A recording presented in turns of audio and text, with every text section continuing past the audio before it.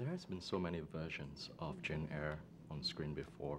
So what are, in your approach in playing this role, what are some of the core elements that you kept and what are something new which you've brought into this role? Well, I didn't watch any of the other versions. I was partially overwhelmed by how many there were, and then also didn't really want to be influenced by those sorts of decisions. So my main reference was the book, and I read it a few times and really tried to, yeah, we sort of just mined through the book and tried to find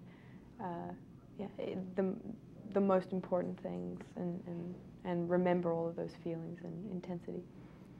What are some of your personal strengths or your character as an actress that you've brought into playing this role? I'm not sure what mine are, but I was just always so struck by the strength of Jane's character. And she has such a strong sense of self, and there's something inside of her that believes that she's worthy of having a good life and being treated right and being loved, and she's not going to compromise who she is as an individual for someone else, which I think is a really, really cool thing. In the process of making this movie, did you find that there are something about Jane Eyre that surprises you? Yeah, I mean, you kind of, it changes every day, and you discover things every day when you're filming. You don't ever sort of start a film and end it with the exact same idea of who they are. I find that it's even not until afterwards, after we finish filming, that I fully understand who she is. And then it also always changes with the environment and the other actors, and so it's an ever-evolving thing. Share with me one thing that surprised you.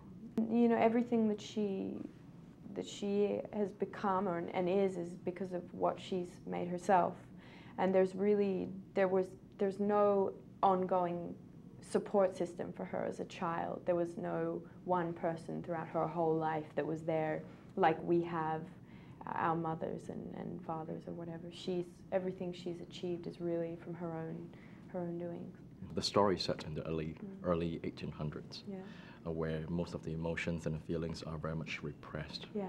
And it's not something that we experience right now. Yeah. So how do you tap into this what experience of yours did you actually have to tap into to find the nuances to play this role? Mm-hmm. Well, I think that repression probably still plays a part in our own society now. Definitely not to the extent that it was in Victorian times, but everything from the costumes, which really help you understand the repression, especially for women, the corsets, which are incredibly tight and you can't bend down, or you can only lift your arm up so far. All of that stuff really helps you understand the repression that women were under. Tell us about the experience of working with Michael Fassbender to build this on-screen chemistry between both of you.